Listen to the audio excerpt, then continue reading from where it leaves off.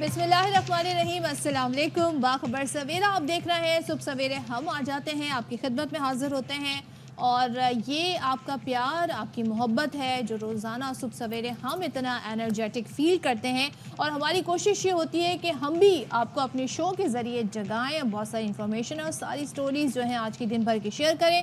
तो इसी के साथ मैं हूँ सदफ अब्दुल जब्बार। और जब आप जाग रहे होंगे तो फैसल करीम आपको ये अच्छी खबर दे रहे होंगे कि पेट्रोल सस्ता हो गया है।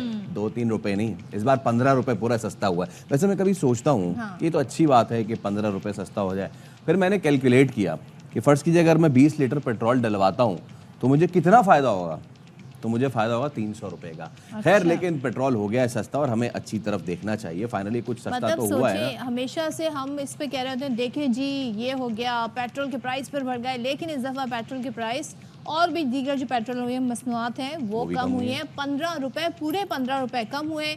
तो वफाकी हुकूमत की जानिब से इसे अगर कहा जाए कि एक बड़ा रिलीफ है आवाम के लिए तो फिर गलत नहीं होगा। तो पेट्रोलियम के मसनूआत की कीमतों में बड़ी कमी का ये ऐलान हुआ।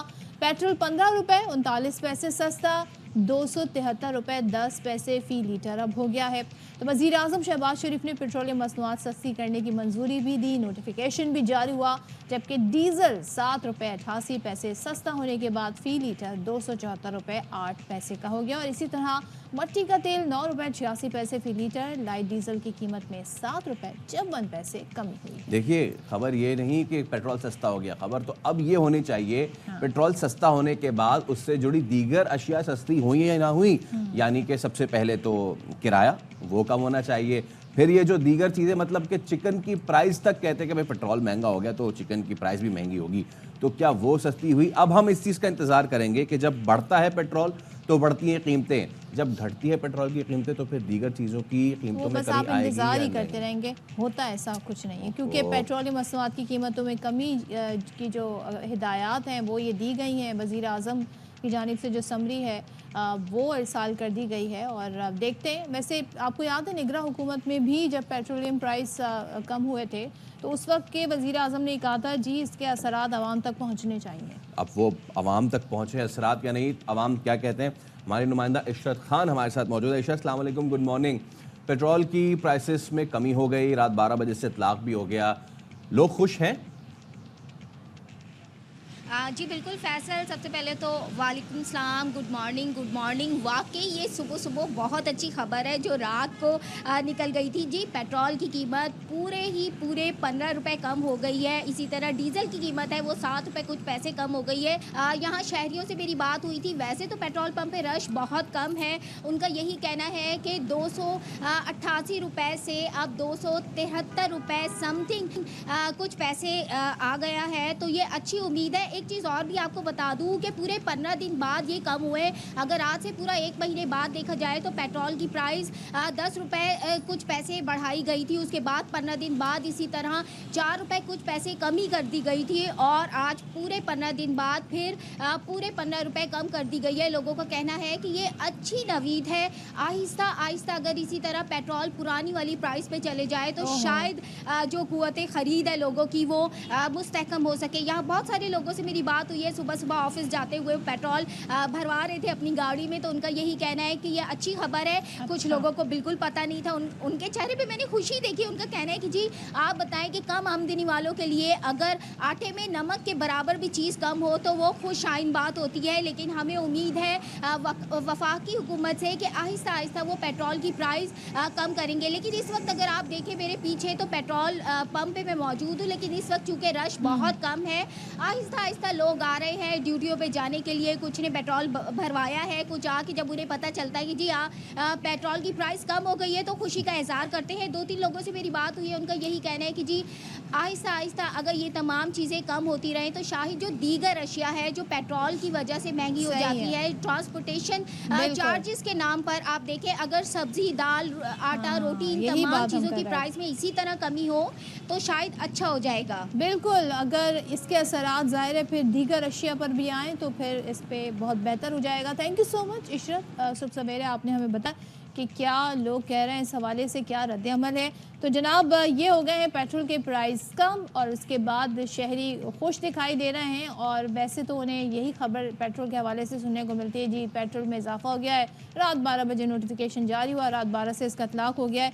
लेकिन ये अच्छी खबर है। लेकिन हम जो इस प्लेटफॉर्म से हमेशा बात करते आते हैं, जो सरकारी निर्ख पे जो खाने पीने की जो अशिया खुरनोश है वो कीमत है, एटलीस्ट आप उस पर तो लेकर आ जाएं तमाम। लेट्स सी कि वो कीमतें कम होती हैं या नहीं होती हैं। आज एक और बहुत ही अहम मामला है सुप्रीम कोर्ट में। आज बानी पीटीआई की वीडियो लिंक से पेशी के इंतजामात अब मुकम्मल कर लिए गए हैं। अडियाला जेल इंतजामिया ने बानी पीटीआई को वीडियो लिंक के जरिए पेशी से मुताल्लिक भी आगाह कर दिया है। तो बाबर मलिक हमारे साथ मौजूद है, उनसे बात कर लेते हैं। बाबर बताइए, क्या इस वक्त वहां पे इंतजामात हैं?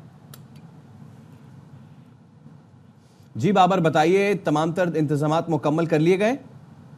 जी हाँ, अडियाला जेल में वीडियो लिंक के जरिए सुप्रीम कोर्ट में बानी पीटीआई चेयरमैन पीटीआई के पेशी के इंतजामात मुकम्मल कर लिए गए हैं। गुज़िश्ता रात भी बानी पीटीआई से 2 उनके वकला की जानिब से उनसे मुलाकात की गई। ख्वाजा हारिस और इंतजार पंचोता मुख्तसर मुलाकात करके ये रवाना हो गए। 11:30 बजे सुप्रीम कोर्ट में बजरिया वीडियो लिंक पहली बार बानी पीटीआई को आज पेश किया जाएगा और ये बराह रास्त मनाजिर जो है वो सुप्रीम कोर्ट के जरिए दिखाई दी जाएंगे, ये बताया जा रहा है। ताहम ये वीडियो लिंक से उनका जो पेशी है, इस मामले को टेस्ट करने के लिए इंतजामात मुकम्मल करने के लिए जेल इंतजामिया ने यहाँ पे मुतबादिल अरेंजमेंट भी किए हैं, वाईफाई के जरिए भी है और मोबाइल, क्योंकि मोबाइल का यहाँ इस्तेमाल ममनू है। यहाँ पे जैमर लगे हुए हैं पावरफुल, कभी कभार सिग्नल यहाँ जेल के अंदर आते हैं, लेकिन ये जेल हुकाम के दस्तरस में है क्योंकि जेल के अंदर मोबाइल फोन अलाउ नहीं आता। हम वीडियो लिंक के जरिए इससे कबल भी लाहौर हाई कोर्ट के हुक्म पर पेशियां की जाती रही हैं वीडियो लिंक के जरिए मातहत अदालतों में मुल्जमान की। हम आज ये पहला मौका है कि बानी पीटीआई की इस मुकदमा में पहली दफा सुप्रीम कोर्ट में पेशी होने जा रही है, वो भी वीडियो लिंक के जरिए, जिसके तमाम तर इंतजामात मुकम्मल कर लिए गए। वाज़ेह रहे कि आज मुलाकातों का भी रोज है और जो मुलाकातों का टाइम रखा गया है वो दिन 2 बजे के बाद का है।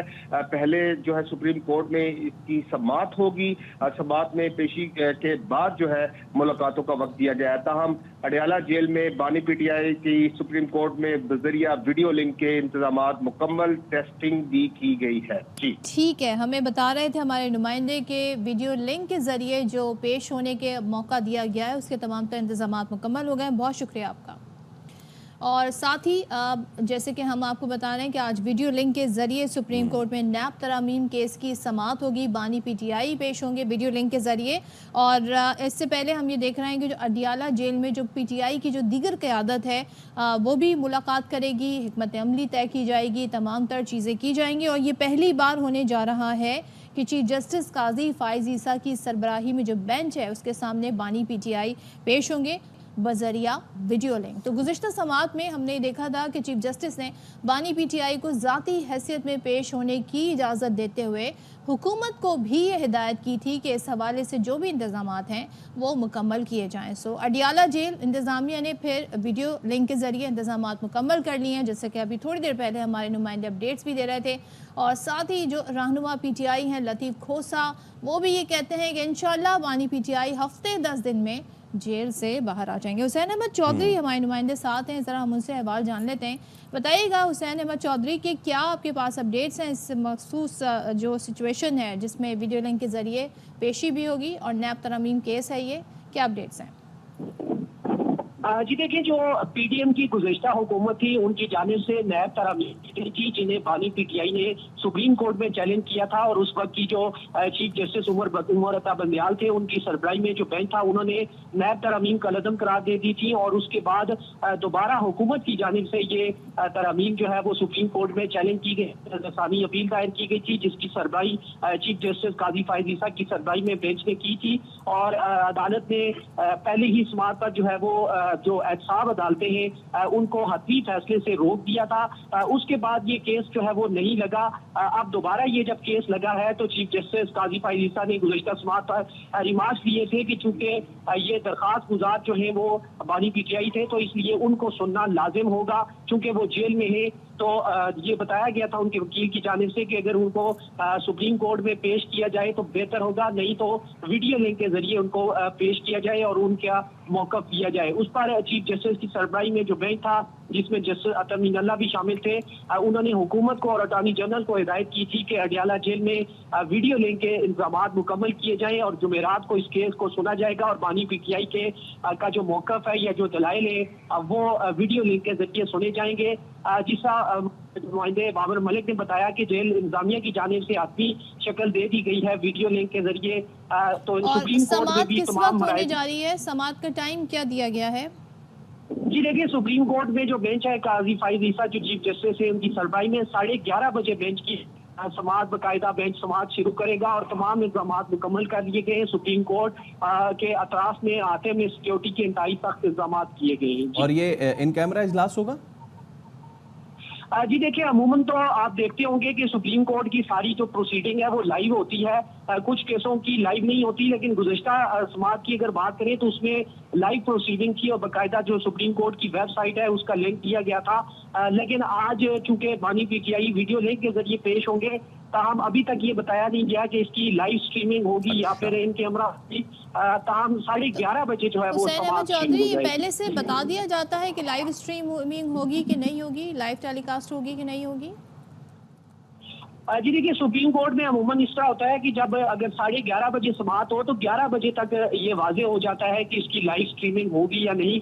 अगर लाइव स्ट्रीमिंग हो तो उसके बाद जो है वो बाकायदा जो लिंक है वेबसाइट का वो भेज दिया जाता है और उसके बाद वहाँ से जो लोग हैं वो आसानी से इसको देख सकते हैं, वॉच कर सकते हैं। ताहम आज की जो समाअत है वो लाइव होगी या नहीं होगी इस हवाले से अभी कुछ नहीं बताया गया। ताहम 11 बजे तक सूरत वाजे हो जाएगी क्योंकि समाअत का वक्त है वो 11:30 बजे रखा गया है।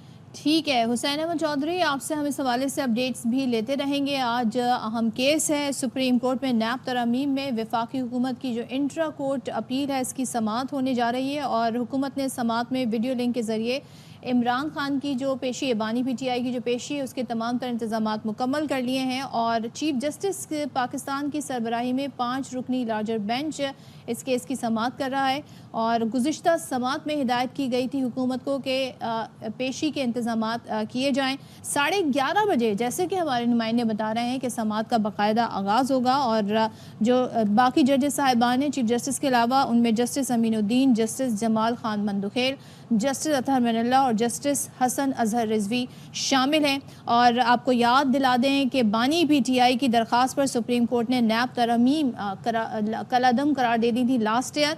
अदालत ने नैब तरमीम के खिलाफ जो तहरीरी फैसला वो 15 सितंबर 2023 को जारी किया था। उस वक्त के जो चीफ जस्टिस थे उमर अता बंदियाल, उनकी सरबराही में बेंच ने 2-1 की अक्सरियत से नैब तरमीम को कलादम करार दिया था और नैब तरमीम के खिलाफ केस में जस्टिस मंसूर अली शाह ने अक्सरियती फैसले के हवाले से इख्तलाफी नोट भी लिखा था। तो सुप्रीम कोर्ट ने ख़त्म किए गए तमाम नैब मुकदमात फिर बहाल कर दिए थे और 10 में से 9 तरमीम को कलादम करार दिया था और सुप्रीम कोर्ट ने नैब तरमीम की मुतादिद शिकों को आइन के बरक्स भी करार दिया था। तो फिर उसके बाद वफाकी हुकूमत ने 17 अक्टूबर 2023 को सुप्रीम कोर्ट के फैसले के खिलाफ अपील दायर की थी।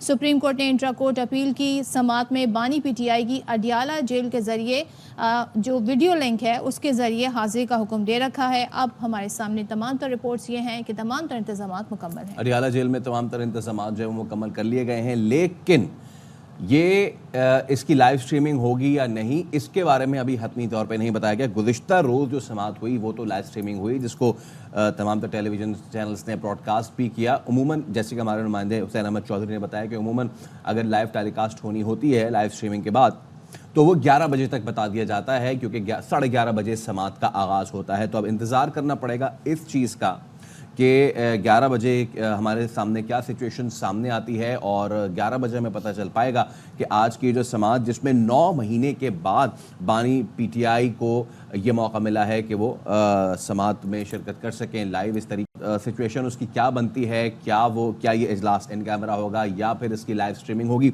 ये 11 बजे पता चलेगा। तो इस वक्त की सिचुएशन ये है कि इंतजामात जो है वो तो सारे मुकम्मल कर लिए गए हैं और ये जो वफाकी हुकूमत की इंट्रा कोर्ट अपील है उसकी समाअत होने जा रही है आज और समाअत में वीडियो लिंक के ज़रिए तमाम तर जो इंतजामात हैं बानी पीटीआई बिल्कुल। के लिए वो उनकी पेशी के मुकम्मल कर लिए गए हैं। चलें, तो अब इस हवाले से जैसे जैसे अब जाहिर है अपडेट्स आती जाएंगी, हम आपके साथ शेयर भी करेंगे। आगे बढ़ते हैं और बात करते हैं ख़ासतौर पे जो इस वक्त सियासी मंजरनामा है उसमें भी बहुत कुछ हो रहा है। ये तो खैर अदालती मामलात हैं, इस हवाले से अपडेट्स भी आपके साथ शेयर करेंगे। तो अब ये देख रहे हैं कि गुज़िश्ता रोज़ हमने देखा कि बिलावल भुट्टो जरदारी ने कौमी असम्बली में बड़ी धुआंधार तकरीर भी की और उन्होंने कहा कि 9 मई फ़ौजी क़यादत के ख़िलाफ़ नाकाम बगावत थी, 9 मई की दहशत गर्दी पर माफ़ी नहीं मांगते तो उन्हें भुगतना पड़ेगा। बिलावल भुट्टो जरदारी ये भी कह रहे थे कि एक रात की जेल में इनका लीडर इतना घबरा गया कि उसने ऐलाने जंग कर दिया। रो रहा है कि मुझे निकालो, जद्दोजहद कर रहे हैं कि कानून की बालादस्ती और जमहूरियत की बात हो, लेकिन बात इन्हें करनी है तो फौज से करनी है। ये कह रहे थे बिलावल भुट्टो। सुन लेते हैं। मौलाना फजलुर रहमान जो है वो एक यकसर मुख्तलिफ बात कर रहे हैं इस वक्त, और उन्होंने मुल्क में नए इंतखाबात का मुतालबा कर दिया है। प्रेस कॉन्फ्रेंस की उन्होंने और कहा कि ये इंतहाई कमज़ोर असम्बली है, पीपल्स पार्टी भी हुकूमत का हिस्सा नहीं है, उनकी मर्जी तकलीफ बढ़ाएं या कम करें। और साथ में जो अहम बात उन्होंने की वो ये कि पीटीआई से मुज़ाकरात का माहौल बना तो हौसला अफजाई करेंगे। मौलाना फजलुर रहमान की बातें भी सुनिए। दाना तो बड़ी बड़ी मुख्तलिफ बात करते नजर आ रहे हैं। दूसरी जानिब फैसल वाडा कह रहे हैं कि बस अब बहुत हो गया, और उन्होंने कहा ये कि फ़ौज नहीं होगी तो फिर पाकिस्तान भी नहीं होगा। बार बार इंटेलिजेंस इदारों का नाम लिया जाता है और कोई किसी की पगड़ी उछालेगा तो उस पगड़ी को हम फुटबॉल बना देंगे और इदारों को निशाना बनाना बंद करें। उन्होंने भी प्रेस कॉन्फ्रेंस की, झलक देख लेते हैं। चलिए आगाज़ कर लेते हैं, इसी पर बात कर लेते हैं। अतहर काज़मी सीनियर सहाफ़ी, सीनियर तज़कियाकार हमारे साथ हैं। Athar, thank you so much, good morning to you. पहले तो ज़रा हमें समझा दें, बड़े ही मुख्तलिफ़ किस्म के बयानात आ रहे हैं। मौलाना साहब बिल्कुल डिफरेंट लाइन लिए हुए हैं। उन्होंने तो यहाँ तक कह दिया कि जी इंतहाई कमज़ोर असम्बली है, नए इंतखाबात किए जाएं। सो पहले तो हमें बताएं कि क्या चल रहा है JUI के साथ, और फिर उनकी बातचीत में ये भी हम सुनते हैं कि क्यों नहीं PTI के हम मिल सकते हैं साथ, लेकिन कुछ ज़ाहिर है उनके भी मुतालबात, कुछ तहफ़्फ़ुज़ात हैं। तो ज़रा आप बताएं कि क्या चल रहा है आखिर ये। अतहर साहब, आपको आवाज़ आ रही है?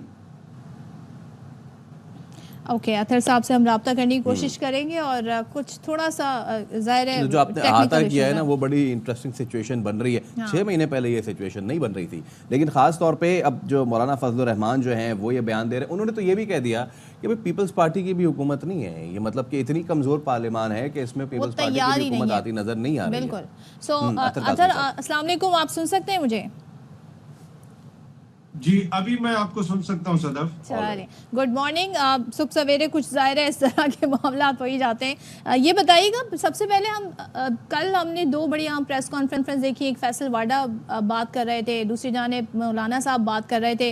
मौलाना साहब तो कह रहे हैं नए इंतखाबात हो जाएं और ये असम्बली इंतहाई कमज़ोर है। अब ये जो हालात चल रहे हैं, तो मौलाना साहब मतलब क्या सोच कर ये बयान उन्होंने दिया है आपके ख्याल में?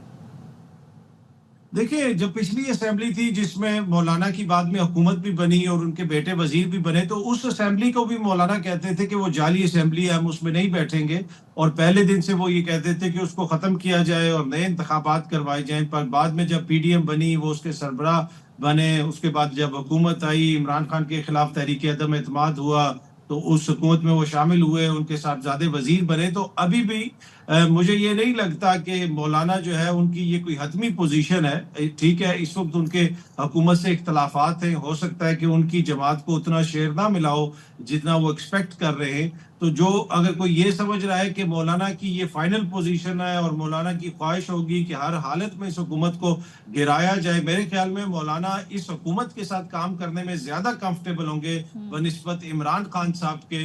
तो आगे आने वाले दिनों में, महीनों में ऐन मुमकिन है कि मौलाना का इसके ऊपर व्यू चेंज हो जाए। लेकिन अतहर साहब वो ये भी तो कह रहे हैं ना कि अगर कोई माहौल बनता है तो फिर देखेंगे। अब वो खैबर पख्तूनख्वा में अपोजिशन में भी हैं, वो माहौल साजगार होने के बाद कह रहे कि देखा भी जाएगा। पिछले कुछ दिनों से बर्फ पिघलती नज़र भी आ रही है। मौलाना फजल रहमान हरीफ हैं या हलीफ हैं, उनकी पॉलिसी आपको क्लियर हो रही है?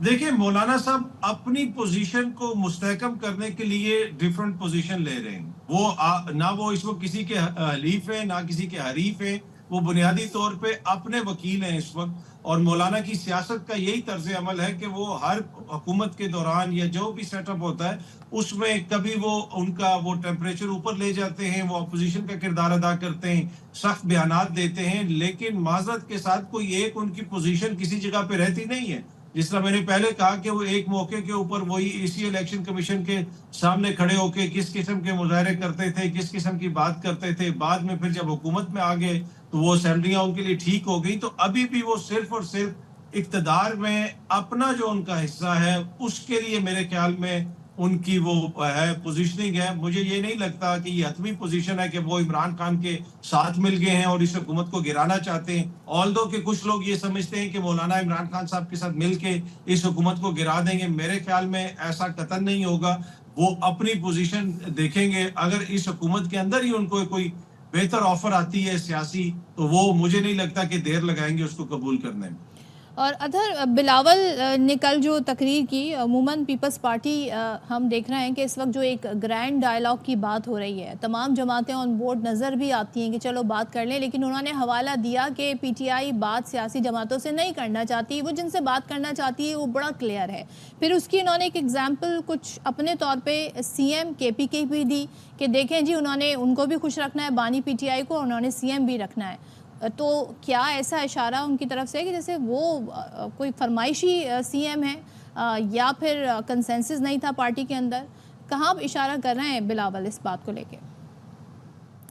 देखिए, ये इसमें ये हतमी राय तो इसमें बिलावल ही दे सकते हैं, पर मेरे ख्याल में ये वही सियासी बात है जो एक दूसरी जमातों के खिलाफ करते हैं।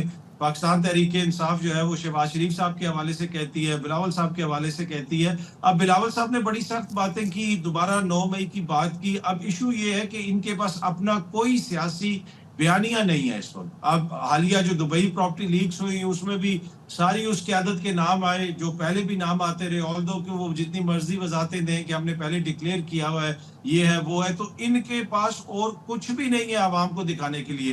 तो ये इसी किस्म की बातें करेंगे और इन्होंने क्या करना है। अब जहां तक ये ताल्लुक है कि बिलावल साहब ने हुकूमत के अंदर रहना है या हुकूमत से बाहर रहना है या सिर्फ तहरीक इंसाफ के ऊपर तनकीद करनी है, ये भी एक बड़ा क्वेश्चन है। जब बिलावल ने कहा कि वहां पे तकरीर की, मुझे ऐसा लगा कि वो तकरीर ना सिर्फ पाकिस्तान तहरीक इंसाफ के ऊपर एक तरह से तनकीद थी, बल्कि वो पहली दफा हुकूमत के दिफा में खुल के सामने आए हैं।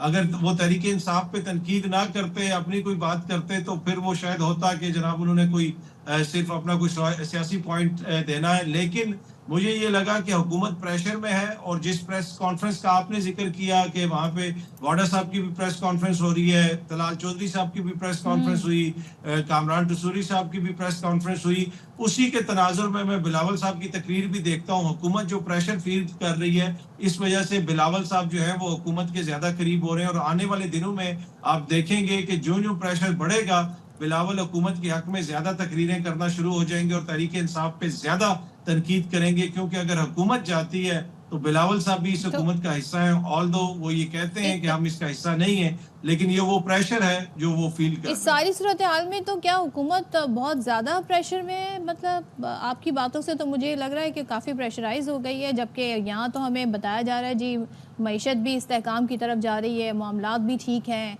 और दावत दी जा रही है बल्कि पीपल्स पार्टी को आ जाए हुकूमत में हमारे साथ। जी, वो इसीलिए दावत दी जा रही है। अगर पीपल्स पार्टी शामिल होगी तो हुकूमत मजबूत होगी, अगर पीपल्स पार्टी शामिल नहीं होगी तो दोनों का उतना स्टेक नहीं होगा। मेरे ख्याल में बहुत ज्यादा तो आप ये नहीं कह सकते कि हुकूमत को ये लगता है कि खुदा न खास्ता आज वो खत्म हो रहे हैं या कल उनका रुखसत हो जाएंगे, ऐसी बात नहीं है। लेकिन डेफिनेटली एक वो पॉलिटिकल नैरेटिव जो है वो नहीं बना सके, वो कोई सियासी कुशन नहीं दे सके। अब आप कल देख लें जो अदलिया मुखालिफ प्रेस कॉन्फ्रेंसेज हुई, उसमें आपको हुकूमत के कोई बड़े लीडर्स नजर आए। फिर उससे पहले जिस किस्म का माहौल है, जब से ये हुकूमत आई है, एक मौके के ऊपर भी ये सियासी बयानियां कंट्रोल नहीं कर सके। आप देख लें, ना तहरीक इंसाफ को जलसे की इजाजत है, ना जुलूस की इजाजत है, ना रैली की इजाजत है, लेकिन उसके बावजूद चाहे मीडिया हो जाए, सोशल मीडिया हो जाए, स्ट्रीट हो जाए, वहां पे हुकूमत का सियासी वजूद आपको उस तरह नजर नहीं आता। तो इसी वजह से ये कहते हैं कि हमने बातचीत भी करनी है। लेकिन बिलावल साहब भी ये फरमाते हैं, दीगर दोस्त भी ये फरमाते हैं, अभी जो सुप्रीम कोर्ट से फैसला आया था मखसूस नशिस्तों वाला, उसमें 77 नशिस्तें इन लोगों से वापस ली गई हैं। तो आप कैसे उन लोगों से बात कर सकते हैं जो वोट किसी और के नाम पे पड़ा है, सीटें लेके ये लोग बैठे हुए हैं, इन्होंने जरा सा भी महसूस नहीं किया कि यार ये इसमें कौन सी आईनी, कानूनी और जमहूरियत मंतक है कि वोट किसी और के नाम पे पड़ा है, सीटें हमें मिल गई हैं। ये बाकायदा इन्होंने जाके फाइट करके वो सीटें ली हैं। तो मेरे ख्याल में सिस्टम को बचाने के लिए, ये सीटें रखने के लिए, ये हुकूमत रखने के लिए बिलावल और शहबाज शरीफ साहब जो है हर मुमकिन जो सियासी जदोजहद है उनकी, अच्छा साहब, ये तो कल जो पार्लियामान था उसकी बात हो गई। अब उसके बाद भी बहुत कुछ हुआ। फैसल वाबडा सेनेटर वो काफ़ी एग्रेसिव मोड में नज़र आए और प्रेस कॉन्फ्रेंस की उन्होंने, और बहुत सारी ऐसी चीज़ें कही हैं कि हमारी पगड़ियाँ जो उछालेगा हम उसकी पगड़ी को फुटबॉल बना देंगे। उन्होंने कहा बस बहुत हो गया। मैं चाहूँगा थोड़ा सा उस पर भी आप कमेंट ज़रूर कीजिए। देखिए, अगर ये बात तो ठीक है, किसी की पगड़ी नहीं उछालनी चाहिए। अगर उनको कोई इस हवाले से तहफ़्फ़ुज़ात हैं तो वो यकीनन अदालत से रुजू कर सकते हैं। लेकिन वाडा साहब की प्रेस कॉन्फ्रेंस को मैं आइसोलेशन में नहीं देखता। इससे पहले आपको पता है कि आज़म नज़ीर तारड़ साहब ने, अता तारड़ साहब ने भी एक प्रेस कॉन्फ्रेंस की जब जस्टिस बाबर सत्तार साहब का एक और खत सामने आया।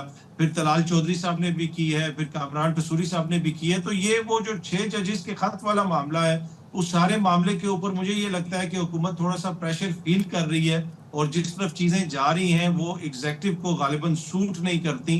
तो उसी के तनाजुर में मैं इस प्रेस कॉन्फ्रेंस को देखता हूं।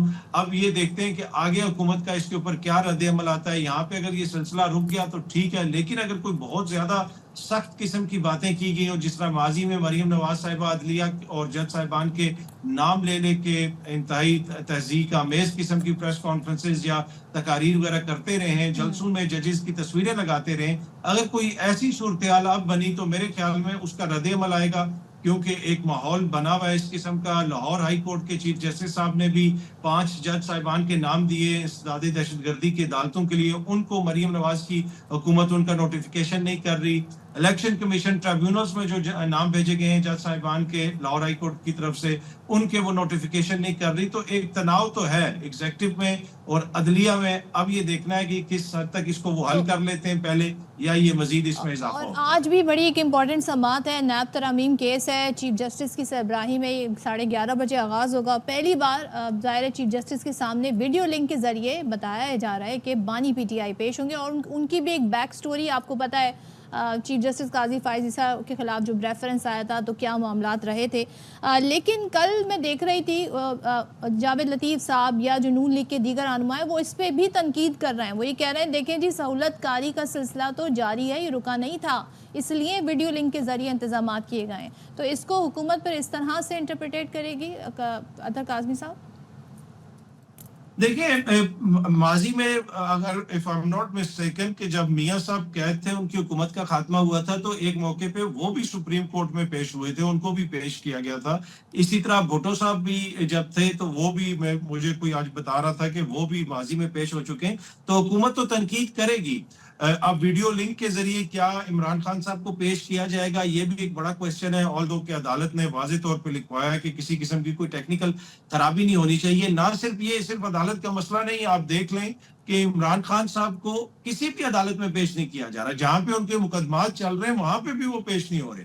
अदालतें सारी जेल में लग रही हैं। ये हमने अपनी माजी करीब में कहीं पे भी नहीं देखा कि एक जमहूरी दौर हो और एक लीडर को जेल में बंद कर दिया गया। अदालतें जेल जाती हैं, ना उसकी कोई तस्वीर है, ना उसकी कोई आवाज आ रही है। तो ये जिस किस्म के केसेस चल रहे हैं, मेरे ख्याल में ये एक बड़ी इंपॉर्टेंट पेशरफ्त होगी कि अगर आज इमरान खान साहब को वीडियो लिंक के जरिए पेश कर दिया जाता है, और इसी वजह से बहुत सारे लोग वेट कर रहे हैं वो आएंगे तो क्या कहेंगे। उसकी वजह यही है कि इस हुकूमत ने गुज़िश्ता 7-8 महीने जब से खान साहब को पकड़ा हुआ है, उनको बिल्कुल कैमरे के सामने नहीं पेश किया, किसी अदालत के सामने पेश नहीं किया। अदालतें जेल में ही लगती हैं, कोई उनको देख नहीं सकता, कोई तस्वीर नहीं आ सकती। तो ये जो सारी चीज है, ये जो सारी फिजा है, ये तो हुकूमत ने खुद क्रिएट की है। तो इसी वजह से लोगों का भी तजस्सुस है और आज सब लोग वेट कर रहे हैं और देखते हैं कि अब इमरान खान साहब आके क्या बात करते हैं। और ये खतूत का सिलसिला भी बड़ा जारी है। मतलब हमारी सियासत में अब हर कम्युनिकेशन के तमाम तर ज़राए जो हैं अतर काज़मी साहब वो इस्तेमाल हो रहे हैं। वाडा साहब ने भी अपने ख़त का जिक्र किया कि मेरे ख़त का जवाब तो दें। तो ये जो सारे मामलात हैं और जो वो बात कर रहे होते हैं वाडा साहब, हम पिछले कई अरसे से देख रहे हैं कि अल्टीमेटली कहीं ना कहीं वो वैसा हो ही जाता है। सो ये जो तहफ़्फ़ुज़ात बयान कर रहे हैं उस पर क्या कहिएगा था साहब? देखिए मेरे ख्याल में शायद वो नहीं हो रहा जो फैसल वाडा साहब चाहते हैं, इसलिए वो प्रेस कॉन्फ्रेंस कर रहे हैं। अगर वो हो चुका होता या हो जाता या इम्कान होता कि वो हो जाएगा तो वो प्रेस कॉन्फ्रेंस नहीं करते। मेरा मतलब है कि वो खत का जवाब उनको अगर होता कि आ जाएगा खत का जवाब तो वो शायद वेट कर लेते। पर मुझे लगता है कि उनको ये है शक है कि शायद मेरे खत का जवाब नहीं आएगा। तो मुझे भी ये लगता है कि शायद वाडा साहब के खत का जवाब इतनी जल्दी ना आए। लेकिन अगर ना आया तो हो सकता है वाडा साहब दोबारा प्रेस कॉन्फ्रेंस करें तो फिर अतर देखना साहब चले पड़ेगा कि अदालत एज वी आगे आर से क्या रद्द टॉकिंग वो जवाब भी आ गया है, खत का जवाब भी आ गया है।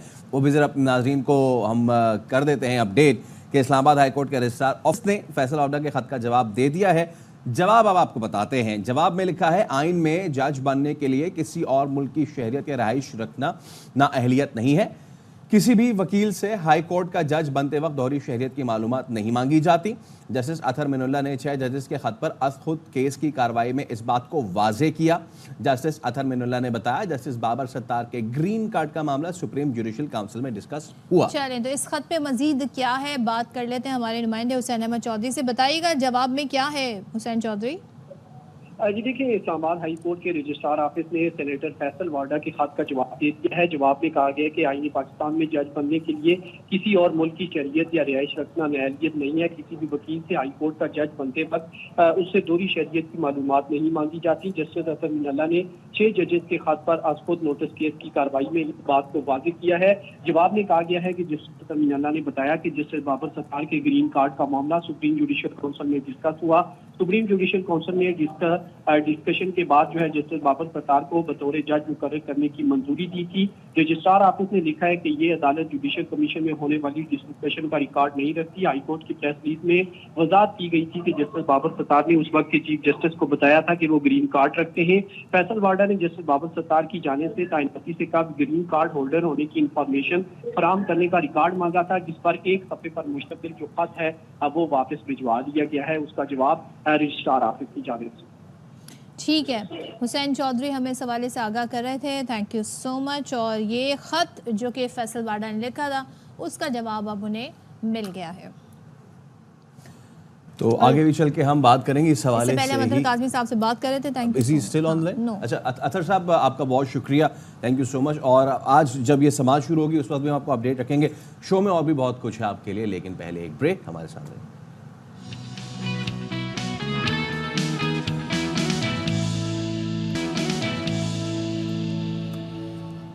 Welcome back once again. और पाकिस्तान स्टॉक एक्सचेंज से भी अच्छी मजबूत खबर आ रही है। आपको बता दें 100 इंडेक्स में 126 पॉइंट्स का इजाफा रिकॉर्ड हुआ है। इंडेक्स 74,790 पॉइंट्स पर ट्रेड कर रहा है। तो इस वक्त जो 100 इंडेक्स है वहाँ से जो पॉजिटिव रुझान देखने में आ रहा है वो ये है कि पाकिस्तान स्टॉक मार्केट में मजबूत आगाज़ हुआ है। 100 इंडेक्स में 126 पॉइंट्स का इजाफा और इंडेक्स 74,790 पॉइंट्स पर ट्रेड कर रहा गुज़िश्ता है। रोज़ हमने देखा था कि 75,000 भी क्रॉस कर लिया था, उसके बाद वापस आया। लेकिन आज जब कारोबार का आगाज़ हुआ है, ऑल्दो के 0.1% ऊपर गई, लेकिन गई तो है। तो इस वक्त स्टॉक मार्केट की मस्बत जो है आज शुरुआत हुई है और इस वक्त ट्रेड कर रहा है 74,790 पॉइंट्स पर पाकिस्तान स्टॉक मार्केट।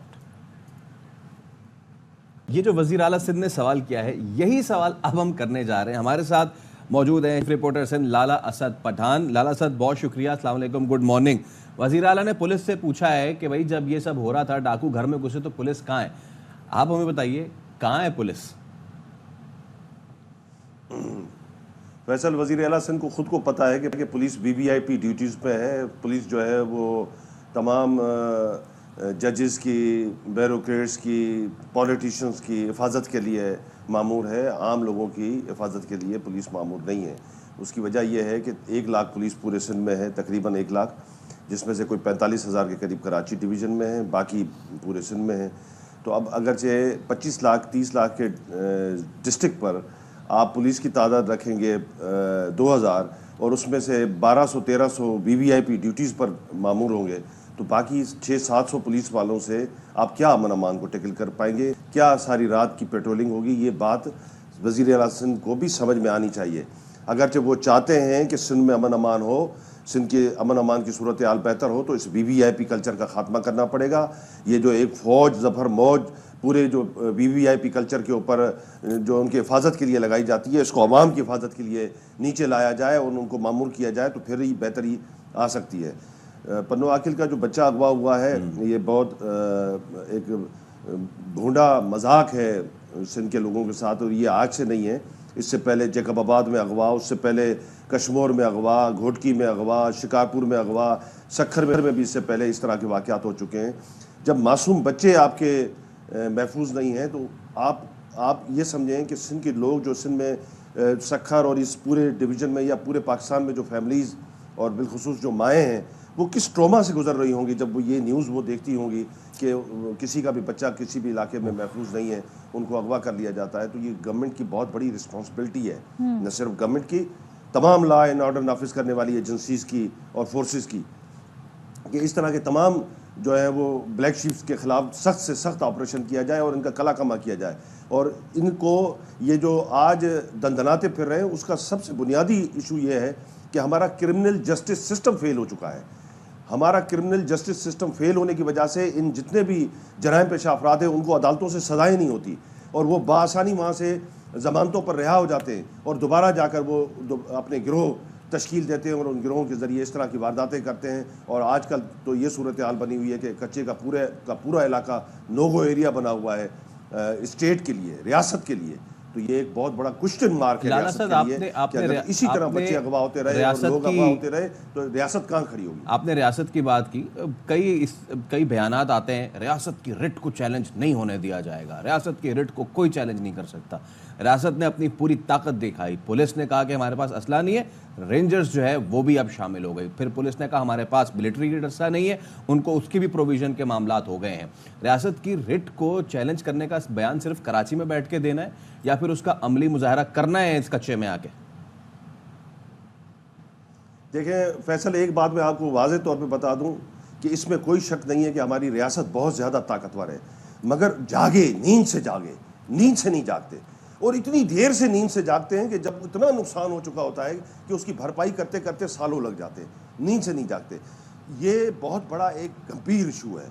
यानी पाकिस्तान के लोग एक तरफ महंगाई में पिस रहे हैं, एक तरफ बेरोज़गारी में पिस रहे हैं, और दूसरी तरफ अमन अमान की इस भोंडी सूरत हाल का भी उनको सामना करना पड़ रहा है कि एक तरफ वो अपने बच्चों के पेट की आग बुझाने के लिए मेहनत और मजदूरी करने के लिए तरस रहे हैं और वो उनको प्रॉपर मिलती नहीं है, और दूसरी तरफ उनके बच्चे को अगवा कर लिया जाता है और वो उसके लिए सरगर्दान है कि उसका तावान कहाँ से पूरा करें और ताकि वो अपने बच्चे को वहाँ से निकाल सके। मैं ARY न्यूज़ को भी सलाम पेश करता हूँ पूरी टीम को कि गुज़िश्ता दिनों जब हमने कश्मीर से अगवा होने वाले बच्चे अयाज पठान का इशू उठाया तो 24 घंटे में पूरी की पूरी रियासत उसमें हरकत में आई, तमाम इंटेलिजेंस एजेंसियां भी हरकत में आई और उसके बाद उसकी रिहाई मुमकिन हो गई। अच्छा। हम यही चाहते हैं, आज के इस प्रोग्राम से भी हम यही मैसेज करना चाहते हैं कि रियासत जागे और इसकी जल्द अज जल्द रिहाई मुमकिन बनाए। लाला ये भी बताइएगा कि ये जो मगवियों की जो वीडियोस जारी की जाती हैं डाकुओं की जानिब से, एक तो वो तो जिस दीदा दिलेरी से सारी काम वारदातें कर रहे हैं वो तो सबके सामने है, लेकिन क्या इससे अचीव करना चाहते हैं, हुकूमत को क्या बताना चाहते हैं, उनके खिलाफ जो ऑपरेशन हो रहा है उनको क्या बताना चाहते हैं, क्या पर्पस है, साइकोलॉजिकली क्या करना चाह रहे हैं? सदब, ये जो डाकू तमाम जो वीडियोस जारी करते हैं मगवियों की, मासूम बच्चों की, ये असल में पाकिस्तान के लोगों को डराना चाहते हैं, उनमें एक खौफ पैदा करना चाहते हैं कि जब आपको रैंसम के लिए कॉल आए, जब आपको भत्ते के लिए कॉल आए तो आप देर न लगाएं, सेकंड्स में वो पैसे हमें दें, वरना आप देखें कि आपकी पूरी की पूरी गवर्नमेंट्स, आपकी पूरी की पूरी रियासत हमारे सामने बेबस है, हमें कुछ भी नहीं कर सकती। ये असल में पाकिस्तान के लोगों को एक मैसेज है कि जब आपका बंदा अगवा हो तो जितना जल्दी हो सके हम जो मुंह मांगी रकम आपसे मांगते हैं वो फौरी हमें अदा कर दी जाए, नहीं तो उसकी दूसरी सूरत में ये हशर होगा कि आपके मासूम बच्चों को जंजीरों के साथ, दरख्तों के साथ लटकाया जाएगा, या जो आपके अगवा किए हुए बूढ़े हैं, नौजवान हैं या किसी भी उम्र के लोग हैं उनको इस तरह का तशद्दुद का निशाना बनाया जाएगा। और गुज़िश्ता दिनों तो एक वीडियो जारी की गई थी, सोशल मीडिया पे भी डाकुओं की तरफ से रखी गई थी कि जो मगवी हैं उनको जिनसी ज़्यादती का निशाना बनाया जा रहा था। तो ये मगवी किस ट्रॉमा से गुजर रहे हैं, हम अपने लोगों के साथ ये क्या जुल्म बर्दाश्त कर रहे हैं, और क्यों खामोश बने हुए, क्यों ये खामोश तो तमाशाई लाला साहब, हमारी पूरी की पूरी आपने रियासत जो और बात की हुकूमत अब बनी ये हुई तो एक नया पेंडोरस बॉक्स खुल जाएगा और इस पर हम आगे चल के भी बात करेंगे। हमारा मकसद यही है कि हम अपने तय तो कोशिश करते रहे और वो हम कर रहे हैं। आपका बहुत शुक्रिया लाला असद पठान, हमारे साथ आप मौजूद थे। हम मुंतज़िर हैं, बहरहाल ये ऑपरेशन जारी है, देखते हैं वहाँ से क्या मज़ीद इस हवाले से अपडेट्स आती हैं। लेकिन ज़रा कुछ मौसम का जिक्र भी कर लेते हैं। सुबह सवेरे हम आपको मौसम के बारे में ना बताएं क्योंकि मौसम जो है अब अपने काफ़ी तेज़ तेवर दिखा रहा है और बिल्कुल मुल्क भर में जो क़यामत खेज़ गर्मी है अब ये यहीं तक नहीं रुकेगी, ये मज़ीद बढ़ने वाली है। और कई शहरों में कल का दिन जो था, अगर मैं कराची शहर की बात कर लूँ तो वो 37 के करीब पारा था और फील्स लाइक 41 लग रहा है। कितना होने जा रहा है? कितना होने जा रहा है? तो आज फील लाइक नहीं 40, आज असल 40 होगा। तो फिर सोचे, ये तो हम सिर्फ कराची की बात कर रहे हैं। हाँ। दीगर शहरों में 45 डिग्री से भी तजावुज़ कर चुके हैं। इमेजिन करें, इसमें अब पंजाब, सिंध, बलूचिस्तान के इलाके हैं, यहाँ शदीद गर्मी की लहर जारी है। और सिंध का जो ज़िला है दादू, वो गर्म तरीन मकाम रहा। कल के दिन की बात करें, यहाँ पर 48, बोलते हुए भी गर्मी लग रही है। सोचें, यहाँ पर जो दर्जा हरारत है वो 48.5 सेंटीग्रेड रिकॉर्ड किया गया। अब अल्लाह रहम करे दादू वालों पर। लाड़काना, सखर, जैकबाबाद, सांखर, नुशैरो फिरोज से भी और तुर्बत समेत दीगर इलाकों में भी झुलसा देने वाली गर्मी पड़ी। और मुल्तान में 43 है, लाहौर में 42 डिग्री तक पहुंच चुका है। सूरज आग बरसा रहा है, लू जो है उसने शहरियों को बेहाल कर रखा है। अब एनडीएमए ये कह रहा है कि मई और उसके बाद जून, इसमें हीट वेव, आप यू रिमेंबर मैंने बहुत पहले ये कहा था कि हम मुझे हीट वेव का है इस साल, और वो यही चीज़ आ गई। एनडीएमए ने कह दिया कि जी ये वाला महीना, इसका अगला महीना हीट वेव होने जा रही है और रवा और आइंदा माह के दौरान हीट वेव के 1 नहीं 2 नहीं 3 स्पेल्स आएंगे। 3 स्पेल्स आएंगे। तो अब इसमें यह है कि आप अपना ख्याल रखें, बिला ज़रूरत घर से बाहर ना निकलें, कोशिश करें कि सायादार जगह में रहें, कोई गीला कपड़ा जो है वो साथ लेके जाएं जिससे आप अपने सर पे रख सकें। और पानी से सिर्फ गुजारा नहीं होगा, सिर्फ पानी बहुत पिए, लेकिन पानी में थोड़ा सा नींबू, थोड़ा सा नमक, थोड़ा सा चीनी, क्योंकि आप जितनी गर्मी पड़ रही है उतनी स्वेटिंग भी हो रही है। जी हाँ, तो ओआरएस का भी इस्तेमाल कर सकते हैं। हम एक ब्रेक ले रहे हैं, लेकिन ये इशू इंपॉर्टेंट है, इस पर हम ब्रेक पे आने के बाद फिर दोबारा बात करेंगे। स्टे विद अस।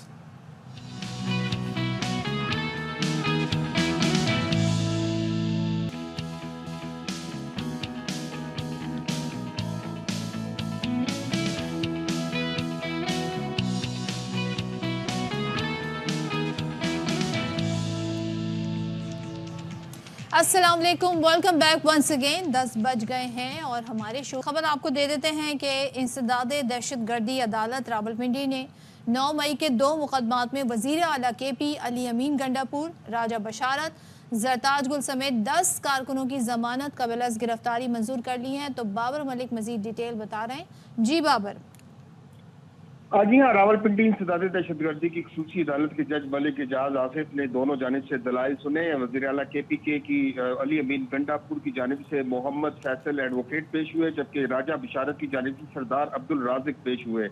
यूं आज थाना न्यू टाउन और थाना सिविल लाइन 9 मई के जो 2 मुकदमात हैं, इनमें दरख्वास्त जमानत कबल वक्त गिरफ्तारी की दायर थी और गुज़िश्ता रोज अली अमीन गंडापुर की 11 मुकदमात में दरख्वास्त जमानत कबल वक्त गिरफ्तारी मंजूर की गई। इसी तरह राजा बिशारत की भी तमाम मुकदमात, जो अहम तरीन मुकदमा था आर्य बाजार का, उसमें मंजूर की। आज की समाअत में 2 थानों की जो दर्ज मुकदमात है 9 मई के, उनमें दरख्वास्त दायर की गई थी, जिस पर दोनों जानिब से दलाइल सुनने के बाद इंसदादे दहशतगर्दी की खसूसी अदालत की जानिब से फैसला सुनाया गया है, जिसमें अली अमीन गंडापुर, राजा बिशारत, जरताज गुल, वहीद महफूज समेत 10 कारकुनों की जमानत कबल वक्त गिरफ्तारी मंजूर की गई है। दोनों जानिब से दलाइल सुनने के बाद ये तफसीली फैसला जारी हुआ है। जी बहुत शुक्रिया बाबर आपका। एक और डेवलपमेंट, लाहौर हाई कोर्ट ने सेनेटर इसाक डार को नायब वजीर आजम बनाने के खिलाफ दरखास्त नाकाबिल समाअत करार देकर मुस्तरद कर दी है। दरखास्त गुजार मौक़िफ़ इख्तियार उसने किया था कि आइन में नायब वज़ीर आज़म बनने की गुंजाइश मौजूद नहीं। एक नोटिफिकेशन के जरिए इसाक डार को नायब वज़ीर आज़म बना दिया गया। नोटिफिकेशन आइन पाकिस्तान से मुतसादिम है। अदालत इसाक डार की बतौर नायब वज़ीर आज़म तकर्री कलम करार दे।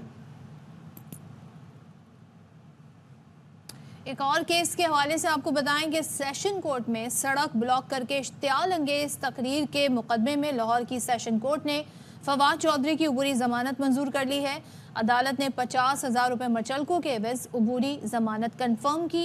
एडिशनल सेशन जज अब्दुल गफ्फार ने 2 सफ़हात का तहरीरी हुक्म जारी कर दिया है, जिसमें लिखा लाहौर में ट्रैफिक किसी और वजह से जैम हो सकता है, वहाँ अक्सर ट्रैफिक जैम रहता है। फवाद चौधरी पर ट्रैफिक जैम करने का इल्ज़ाम दुरुस्त नहीं। मुकदमे में अदालत शरीक मुलजिम शाह महमूद की अबूरी जमानत कंफर्म कर चुकी है। फवाद चौधरी के खिलाफ थाना रेस कोर्स पुलिस ने यह मुकदमा दर्ज कर रखा है। तो हम ब्रेक पे जाने से पहले we were talking about the weather कि कितनी ज़्यादा गर्मी हो गई है। देखिए भाई, सिंध, बलूचिस्तान, पंजाब, इसमें तो हम कहते हैं कि जी बड़ी गर्मी है, हमेशा गर्मी होती है। खैबर पख्तूनख्वा को हम अक्सर समझते हैं कि जी क्योंकि ऊंचाई पे वाक़ मकामात हैं तो बारिशें यालाबारी हो रही थी, लेकिन अचानक से अब ये हुआ है कि वहाँ भी गर्मी जो है वो कोई इतनी कम नहीं है, वहाँ भी ठीक ठाक गर्मी जो है वो हो चुकी है। पेशावर में तो इंतहाई गर्मी पड़ रही है और अब सिचुएशन वहाँ पे इतनी ज़्यादा हो रही है कि लोगों को काफ़ी ज़्यादा परेशानी का सामना भी करना पड़ रहा है। और जैसे जैसे पारा चढ़ता जा रहा है, हम देख रहे हैं कि जो वबाई अमराज हैं उसमें भी इजाफा होता जा रहा है। ख़ासतौर पे गैस्ट्रो, डायरिया, खसरा, इस तरह के अमराज बहुत रिपोर्ट हो रहे हैं और इस हद तक रिपोर्ट हो रहे हैं कि मरीज़ों के रश जो है वो बहुत बढ़ गया। अस्पताल में हम देख रहे हैं जगह नहीं है वार्ड्स में बेड पर मरीज़ों के लिए। शहर में जो रवा साल हम स्पेशली अगर खसरा की बात करें तो खसरा के 1400 केसेस रिपोर्ट हुए, जिनमें से 14 बच्चों की अमवात भी हो चुकी है। तो ये क्यों ऐसा हो रहा है, क्या इस पर सूरत हाल है, इस पर बात कर लेते हैं। हमारे साथ गेस्ट मौजूद हैं, हमें ज्वाइन कर रहे हैं डायरेक्टर पब्लिक हेल्थ महकमा सेहत KP डॉक्टर इरशाद रोहानी साहब। Thank you so much doctor Irshad साहब फॉर ज्वाइनिंग अस। ज़रा हमें बताइएगा कि उमूमन क्या इस टाइम पर इस सीज़न में ऐसे ही रिपोर्ट होते हैं केसेस पेशावर में बिलखुसूस, या आप इस दफ़ा इस साल कुछ ज़्यादा ही देख रहे हैं केसेस? बहुत शुक्रिया, थैंक यू सो मच। और जैसे आपने बात की है, ये क्लाइमेट चेंज के जितने भी इम्पैक्ट्स है वो सारे माहौल के ऊपर, हमारे क्लाइंट्स के ऊपर, पॉपुलेशन के ऊपर और कम्युनिटी के ऊपर असरअंदाज हो रहे हैं। नॉर्मली पेशावर के अंदर गर्मी तो वैसे रहती है, लेकिन इस KP के अंदर जो इस दफ़ा या इस पिछले साल गर्मी की लहर पड़ी है तो उससे नए यानी हमारी जो फ्रीक्वेंसी चल रही है बीमारियों की, उसमें इजाफा हुआ है, नंबर में भी, क्वांटम में भी और शिद्दत में भी, या आप उसको इंटेंसिटी कह दीजिए कि क्या हुई है। तो अगर इस साल आप कह वैसे तो नॉर्मली डायरिया तमाम ममालिक के अंदर होता है और globally it's the leading cause of death बच्चों में हो जाता है।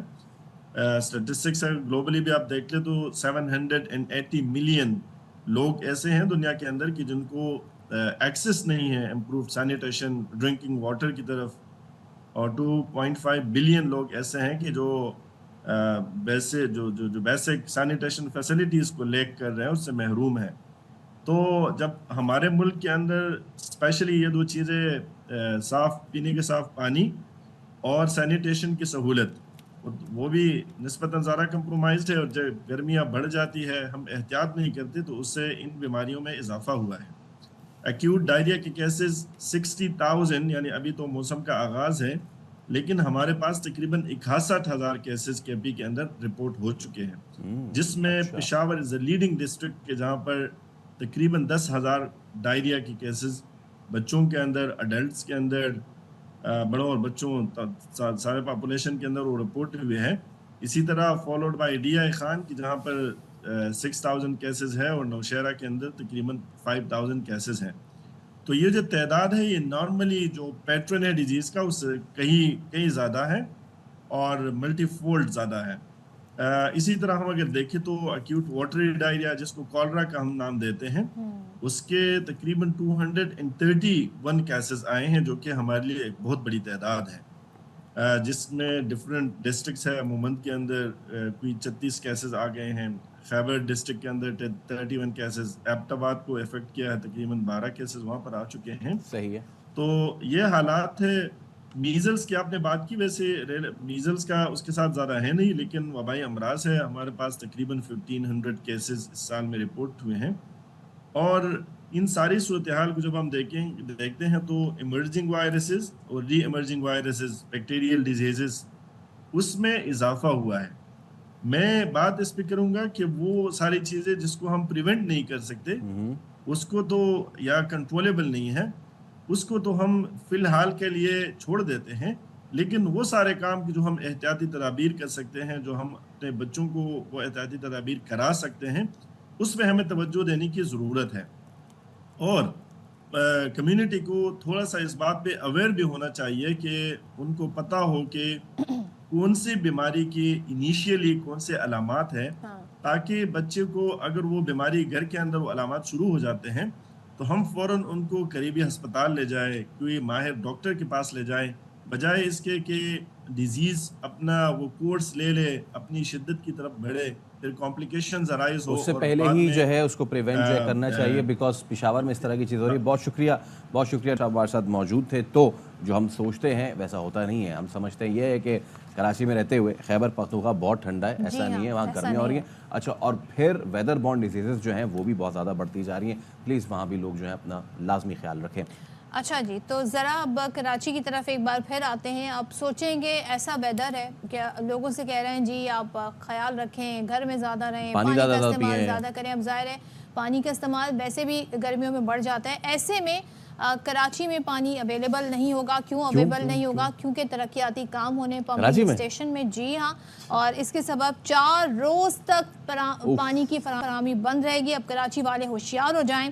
तर्जुमान वाटर बोर्ड कॉरपोरेशन के मुताबिक न्यू पंप हाउस घारों में आज से 19 मई तक तरक्याती काम किया जाएगा।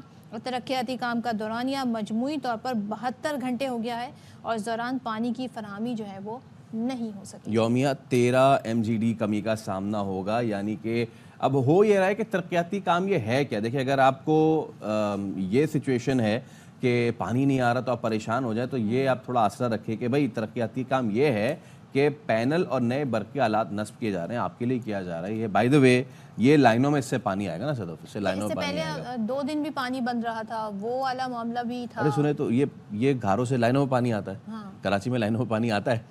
कहीं कहीं आ जाता है, जहाँ नहीं आता वहाँ पे वैसे भी टैंकर से ही लोग पानी डलवा रहे होते हैं। एग्जैक्टली। तो ये कराची वालों की सूरत हाल है, जहाँ आ भी रहा था पानी अब वहाँ नहीं आएगा। आप लोगों को जो जिस तरह से पानी स्टोर करना है एहतियात के साथ वो कर लीजिए। हमने आपको जी खबरदार कर दिया, हमने आप तक ये इन्फॉर्मेशन पहुँचा दी है, भले किसी ने बताया ना। अच्छा चलें, जब हम इतनी आपको बता रहे हैं कि गर्मी भी है और पानी भी नहीं आएगा, तो ऐसे में कहीं पर मौसम अच्छा भी है, खूबसूरत भी है, खूबसूरत मकामात भी हैं। हम बात करें मानसहरा की, यहाँ पर जी बर्फबारी के बाद जब ग्लेशियर पिघलना शुरू हुए तो मौसम बड़ा ही वहाँ पर दिलकश और मनाजिर दिखा दे प्लीज। मंजर आप देखें जरा। अरे नाजरीन, इससे सिर्फ आंखें ठंडी नहीं हुई हैं, दिल भी मचल गया है। तो 6 माह से बंद था सयाती मकाम नारान, फाइनली इसे खोल दिया गया है और छोटे बड़े ग्लेशियर्स जो हैं उनको यहाँ से हटा दिया गया, क्लियर कर दिया गया है। और फाइनली सीज़न की ये पहली गाड़ियाँ, टूरिस्ट गाड़ियाँ जो कि अब नारान में एंटर हो चुकी हैं, यानी कि टूरिस्ट सीज़न फुल। और ये गालिबन लुलुसर है, लुलुसर झील है, वो भी बिल्कुल जमी हुई है। हमारे नुमाइंदे हमारे साथ हमारे नुमाइंदे शहजाद तनोली हमारे साथ मौजूद हैं, वो हमें मज़ीद बता रहे हैं। जी बताइए। जी बिल्कुल, 6 माह की तवील बंदिश के बाद जो है मानसहरा का मशहूर सियाती मकाम जो है वो सियाहों के लिए खोल दिया गया है। तमाम छोटे बड़े ग्लेशियर जो हैं उन्हें मुकम्मल तौर पे साफ़ करके नारान बाज़ार तक जो है आमदरफ्त का सिलसिला बहाल हो चुका है और कई सियाह जो हैं वो आमद का सिलसिला भी जारी है। जबकि मानसहरा नारान से आगे बटाकुंडी, झील सफर मलूक और बाबूसर टॉप तक जो है उनको खोलने का काम जारी है। और इंजिली इंतज़ामिया का ये कहना है कि वो बटाकुंडी और बाबूसर टॉप तक खोलने के लिए आइंदा चंद रोज़ भी मज़ीद दरकार होंगे। झील सफर मलूक पर जो है कागान डेवलपमेंट अथॉरिटी की तरफ से काम जो है खोलने का, बर्फ़ हटाने का काम जारी है। और उनका भी ये कहना है कि 1 हफ़्ता दरकार होगा, झील सफर मलूक तक जो है नारान को मुकम्मल तौर पर खोल दिया जाएगा। ये रास्ते जो हैं तमाम तर खोल दिए गए हैं और जहाँ के जो होटल स्टेशन हैं उनकी तरफ से ये भी कहना है कि वो नारान 6 माह के बाद जो है खुला है। और ये खूबसूरत बर्फीले नज़ारे जो हैं सियाहों के, न सिर्फ मुल्की सियाहों के बल्कि बैनुल-अक़वामी सियाहों के जी मुंतज़िर हैं। इसके साथ साथ जो नारान के ठंडे मौसम में गर्मा गर्म खूबसूरत पकवान जो हैं वो भी सियाहों के मुंतज़िर हैं। क्या बात है, पकवानों की भी बात कर दी, मौसम भी जाते जाते जो उन्होंने जो चपली कबाब फ्राई करवाए ना, पिघलती बर्फ़ और गर्मा गर्म चपली कबाब, मतलब कि अच्छा मतलब मूड ही चेंज हो गया। उससे पहले हम गर्मी के बारे में बता रहे थे, हीट वेव के बारे में बता रहे थे। क्या बात है, क्या जबरदस्त बात लेकिन है। भाई देखें, जो टूरिस्ट है ना, जो कराची वाले, जो जितने भी यहाँ पे दीगर हैं, वो प्लीज प्रायर नोटिस करके जाएं और पता करके जाएं, क्योंकि ग्लेशियर को हटाने का काम अभी शुरू हुआ है कई मकामात पे। अभी भी कराची वाले जो है अभी कहीं नहीं जा रहे। कराची वालों को भी बड़े सी साइड पे कुछ ऐसे नज़ारे देखने को मिल रहे हैं। लेकिन भाई देखें, जो टूरिस्ट है ना, जो कराची वाले, जो जितने भी यहाँ पे दीगर हैं, वो प्लीज प्रायर नोटिस करके जाएं और पता करके जाएं, क्योंकि ग्लेशियर को हटाने का काम अभी शुरू हुआ है कई मकामात पे। अभी भी कराची वाले जो है अभी कहीं नहीं जा रहे। कराची वालों को भी बड़े सी साइड पे कुछ ऐसे नज़ारे देखने को मिल रहे हैं कि आप हैरान रह जाएंगे। ओके, अच्छा, आप इन नज़ारों की बात कर रही हैं। लगेगा मैं किसी और शहर, किसी और मुल्क का आपको ये पिक्चर्स दिखा रही हूँ, ऐसा नहीं है। ये अपना कराची ही है, ये हमारा ही साहिल है, जो कभी ग्रीन और कभी ब्लू दिखाई दे रहा है। तो ये कुछ दिन पहले हुआ है कि गैर मामूली और इंतहाई हैरत अंगेज और खूबसूरत भी कहें तो गलत नहीं होगा, ये मंजर देखने को आया जब साहिल से टकराने वाली लहरों ने रंग बदला और पी की रात सी व्यू पर लहरों में जो पुरस्रार किस्म की नीली रोशनी देखी गई, कहीं ग्रीन रोशनी देखी गई। सो इस नायाब नीली रोशनी की वीडियो सोशल मीडिया पर काफ़ी वायरल हुई। अच्छा, इस तरह के कुछ मनाजिर मालदीव्स और यहाँ से तो आते रहते हैं, बट कराची में ये थोड़े अचंभे की बात थी। इसी पे गुफ्तगू कर लेते हैं। हमारे साथ मौजूद है technical advisor WWF Pakistan Mohammad Moazzam Khan साहब। अस्सलाम वालेकुम मौज़म साहब, वेलकम टू द शो। ये कराची में कैसे ये हुआ, क्या फिनोमेना कहलाता है ये बायोल्यूमिनेसेंस कहलाता है और ये कोई अनयूजुअल नहीं है। अच्छा, यानी पाकिस्तान में बहुत जगह होता है मौका मिलना और एक ऐसे साहिल पे जहां आम आदमी जाता है अगर नज़र आ जाए, वरना तो हमने कम से कम मैंने 25 किलोमीटर तक के पूरे इलाके को चमकता हुआ देखा है। या कोस्टल हाईवे की तो बात नहीं करें। कोस्टल की बहुत सारी जगहों पर ऐसा है कि ये रेगुलर फिनोमेना है हमारे पास। ये एक छोटा सा जानवर होता है जो राई के दाने से थोड़ा छोटा होता है। लेकिन बहुत बड़ी तादाद में जब ये ग्रो कर जाता है तो ये फिर जब इसको समुद्र के किनारे या लहरों में जहाँ टूटता है तो ये रोशनी प्रोड्यूस करता है। ये कोल्ड लाइट कहलाती है। इसमें कोई किसी किस्म की हीट नहीं होती, वरना जितनी भी लाइट्स हैं, चाहे वो सूरज से आ रही हो चाहे किसी बल्ब से आ रही हो, उसमें गर्मी होती है। खुसूसन रात में हमें इसलिए दिखाई देते हैं क्योंकि बिकॉज अंधेरे में वो चमकते हैं। जी, यकीन है। अर्ली मॉर्निंग भी बहुत खूबसूरत नहीं, ये जितनी डार्क रात होगी उसमें ज़्यादा नज़र आएगा। और ये सिर्फ इस एनिमल में नहीं होता, बहुत सारे समुद्री जानवरों में ये खसूसियत मौजूद है। खुश्की के जानवरों में जैसे फायर फ्लाई है, इसको टेक्निकली लोग मरीन फायर फ्लाई भी कहते हैं। ये वही प्रोसेस है जिसके ज़रिए फायर फ्लाई में रोशनी होती है। अच्छा, यानी हम इसको समुद्री जुगनू कह सकते हैं। लेकिन समुद्री जुगनी शायद मेरे ख्याल में बहुत जानवर हैं जिनको कहा जा सकता है। बहुत बड़े जानवर हैं और इसका मकसद ये होता है कि बेसिकली दूसरे प्रेडेटर को अपने पास से हटाना या उनको अपने करीब बुलाना। जिस तरह फायर फ्लाई बिल्कुल वो फीमेल को अटैक करने का। कराची का जो कोस्टल एरिया है, जो साहिल है, वहाँ तो हम ये इमेजिन ही नहीं कर सकते कि अभी हयात लोग कहते हैं ना कि सी व्यू बड़ा गंदा कचरा, बट उसमें ये हो जाना थोड़ी सी हैरत अंगेज है। अल्लाह ताला का करम है हमारे पास के तमाम चीज़ों के बावजूद कि हम इतना कूड़ा फेंक रहे हैं, हम इतना सीवरेज फेंक रहे हैं, लेकिन हमारा समंदर वन ऑफ द रिचेस्ट सी में शामिल है। और इसके अंदर कराची जैसे सारी पोल्यूशन कराची तक महदूद है, लेकिन इसके बावजूद लाइफ में बहुत रिच है। कराची के समुंदर के बाज़ इलाकों में इतनी लाइफ मिलती है कि आज से तकरीबन 100 साल पहले जहाँ साइंटिस्ट आने वाले उसे पैराडाइज कह चुके हैं कि ये एनिमल्स की पैराडाइज है।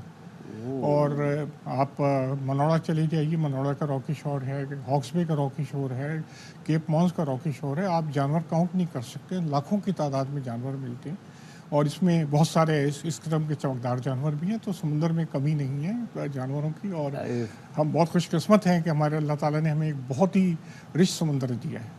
अच्छा, हमारे यहाँ लोगों को ज़रा से सुपरस्टिशियस भी बहुत ज़्यादा होते हैं। अब वही सोच रहे हैं जो रोशनी है, रोशनी के बड़े असरात होते हैं, तो इसमें कितनी सदाकत है? ये रोशनी इतनी अच्छी है कि अब दुनिया में काम ये किया जा रहा है कि हम रोड के लाइटों के लिए यही मेथड से एनर्जी लाइट जनरेट करें, क्योंकि ये दुनिया की गालबन सबसे सस्ती एनर्जी लाइट होगी दिखाने के लिए। लेकिन अभी इस पर रिसर्च जारी है। अमेरिका के कुछ इलाकों में ट्राई किया गया और सक्सेसफुल किया गया। तो बजाय इससे कि डरने, यही प्रोसेस बेसिकली ये दो एंजाइम हैं और एक उसका कम्बिनेशन होता है। जैसे ही वो हवा में एक्सपोज होते हैं तो रोशनी आ जाती है। तो बजाय इसके कि बिजली सप्लाई करें या कुछ करें, वही मेथड जो जुगनू जला करता है, वही मेथड जो ये एनिमल है और हज़ारों जानवर जो समुद्र में मिलते हैं उनमें ये प्रोसेस अच्छा मौजूद साहब, आपकी मौजूदगी का फ़ायदा उठाते हैं क्योंकि आप एक्सपीरियंस और आपने कहा कि कोस्टल बेल्ट पे तो पता नहीं क्या क्या ऑब्वियसली बड़ा ब्यूटीफुल है। आई रिमेंबर डाम में मुझे बताया गया था कि जो छोटा सा वो जो लगून है वो रात में तो ग्रीन हो जाता है बिल्कुल, वो इतना ब्यूटीफुल है। वो तो दोपहर में भी वो ग्रीन जितनी अलगी थी वो सारी जमा हो जाती है। कराची से लेकर गवादर तक हमारे पास ये कितनी बड़ी अपॉर्चुनिटी है और हम इसको ज़ाया किस तरह कर रहे हैं, इससे हम किस तरह इसको बेहतर कर सकते हैं, not only for the tourism purpose but दीगर चीज़ों के लिए। अल्लाह ताला की नेमतों का हम शुक्र अदा नहीं कर सकते, डाम और डाम से आगे, बल्कि उससे समझे जो हमारे सिंध का साहिल भी है उसमें बहुत सारी इतनी खूबसूरत जगह हैं जिनको हम मिस कर रहे हैं। मसलन सपट के करीब बूझ को है, आप उसके जाने का तस्वुर नहीं कर सकते, आप ऐसा लगता है कि आप जन्नत में पहुंच गए। और इतनी खूबसूरत बीचेस हैं पाकिस्तान में, इतने खूबसूरत एनिमल्स हैं, अंडर वाटर लाइफ है, देखने में ताल्लुक़ रखती है। तो अल्लाह ताला की नेमतें बहुत ज़्यादा हैं इस मुल्क पर और समुंदर तो जितना है दुनिया का वन ऑफ द रिचेस्ट सी हमारे पास मौजूद है। यानी कि अभी भी कितना कुछ है एक्सप्लोर करने के लिए, कुदरत ने क्या क्या नहीं इंसानों को प्रोवाइड किया हुआ। आपने कहा कि इससे बाकायदा अब ये इंतज़ाम भी किया जा रहा है कि लाइट का जो मसला है वो हल किया जा सके। अब ये हमें गैर मामूली इसलिए लग रहा है क्योंकि पहली बार इस तरीके से हम इस तरह के मनाजिर देख रहे हैं और रिपोर्ट हो रहा है। और कहाँ पर ये होते हैं और रेगुलर बेसिस? पूरी दुनिया में है, ये दुनिया के तमाम समुद्रों में है और समुद्र की गहराई तक मौजूद है। यानी हमारे पास जो सबसे ज़्यादा चीज़ पाकिस्तान के समुद्र में मिलती है, एक छोटी मछली है, उसका नाम है लैंटर्न फिश, जो तकरीबन 200 मीटर से लेकर 4000 मीटर तक होती है। वो ग्रीन लाइट इमिट करती है। तो हमारा खुले समुंदर में गहराई में समुंदर बजाय नीले के ग्रीन है और ग्रीन लाइट इतनी खूबसूरत लाइट है।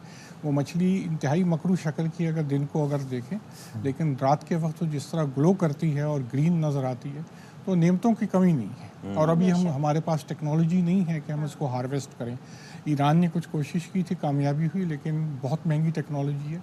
लेकिन हमारे पास उसकी जो अमाउंट अवेलेबल है, हम टोटल मछली जो पकड़ते हैं समुंदर से वो तकरीबन 3 लाख टन है और उसकी मिनिमम हमारे पास 1 करोड़ टन मौजूद है। वो माय गॉड। अच्छा आखिर में बस ये बता दें मौदम साहब कि अब बहुत से लोगों ने देख लिया होगा, अब वो निकल रहे होंगे, चले भाई हम जाते हैं। बहुत से लोग कह रहे हैं इसमें नहा सकते हैं, डिपेंड कर सकते हैं, कोई मसला तो नहीं, कोई एलर्जी, कोई जेलीफिश टाइप, लोग डरते बहुत है ना कि कोई स्टिंग ना हो जाए। नहीं, इससे कोई इस किस्म का मसला नहीं है। जब ये मछली, जब ये जानवर इस चमकने की वाली कंडीशन में होता है नुकसानदेह नहीं होता, लेकिन ये इसकी एक फॉर्म है जब उसमें जब ग्रीन हो जाता है ये, तो उसमें पॉसिबिलिटी होती है कि वो टॉक्सिक हो, लेकिन बहुत रेयर है।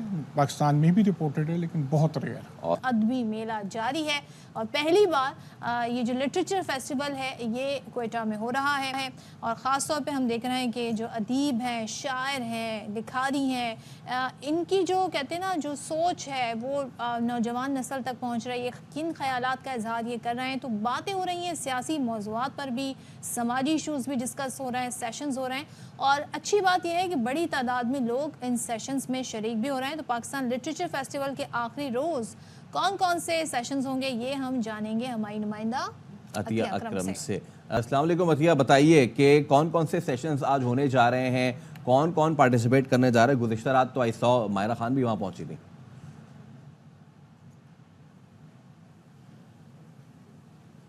जी वालेकुम अस्सलाम। ऐसा है फैसल और सदफ़, बड़ी इंतज़ार के बाद और बलूचिस्तान में बड़े अरसे बाद ऐसे फ़ेस्टिवल का इनेकाद बड़ा खुशाइंद करार दिया जा रहा है और लोग बड़ा सराह रहे हैं इसको, ना सिर्फ सियासी, अदबी, सकाफ़ती और पहली बार जो है सहाफ़ती तंजीमों से ताल्लुक़ रखने वाले बड़े बड़े सहाफ़ी बलूचिस्तान आए हैं। कल हमने देखा कि जितने शायर, अदीब, सियासी शख्सियात, उन्होंने अपनी अपनी जो ख़यालात है उनका इजहार किया और हमारी यूथ को बड़ा प्रमोट किया। और उनका कहना ये था कि इस किस्म की यूनिवर्सिटीज़ में, बलूचिस्तान में जिस किस्म की अमन व अमान की सूरत हाल रही है, हर बंदा जो है एक बड़े अजीब से स्ट्रेस का शिकार रहा है। और जब हमने स्टूडेंट से भी बात की तो उनका कहना ये था कि पहली मरतबा इंटरनेशनल लेवल की शख्सियात को सुनना उनके लिए बड़े एजाज़ की बात है और उनको सराहा जाना, क्योंकि एक ऐसा सूबा जहाँ से ताल्लुक़ रखने वाले लोग जो हैं वो कहीं ना कहीं एहसास कमतरी का शिकार ज़रूर हैं। और बड़ी बड़ी शख्सियात जब आती हैं उनको सुनती हैं और उनको सराहती हैं और उनकी जो है हौसला अफजाई करती हैं, तो उनके अंदर एक अलग सी मोटिवेशन जागती है।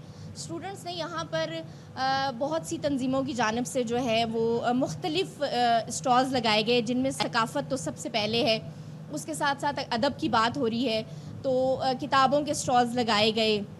मेहमान जो आए हुए थे, बड़ी बड़ी शख्सियात आई थी जिनमें ड्रामों से ताल्लुक़ रखने वाले लोग थे, सियासत से ताल्लुक़ रखने वाले लोग थे, सियाहत से ताल्लुक़ रखने वाले लोग थे, दीगर सूबों के जो है आज भी थे। और आज भी जो है बड़ी तादाद में इसी किस्म की शख्सियात की आमद मुतवक्का है।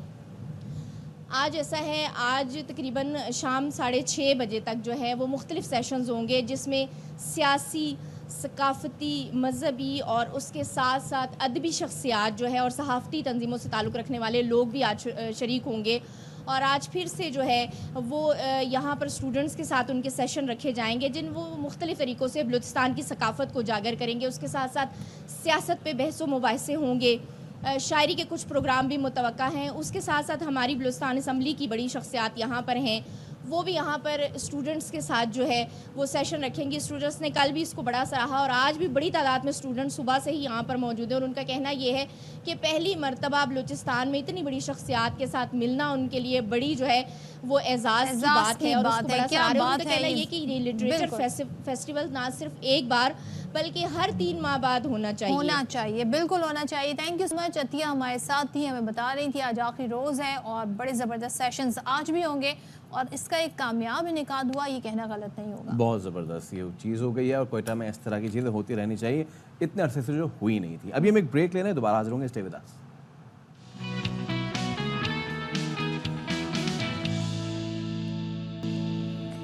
Welcome back once again. और हमारे प्रोग्राम का नाम है बाखबर सवेरा और इसमें हम आपको बाखबर ना रखें ऐसे कैसे हो सकता है, सेहत की बात ही नहीं किया, सेहत की बात ना करें ऐसे कैसे हो सकता है।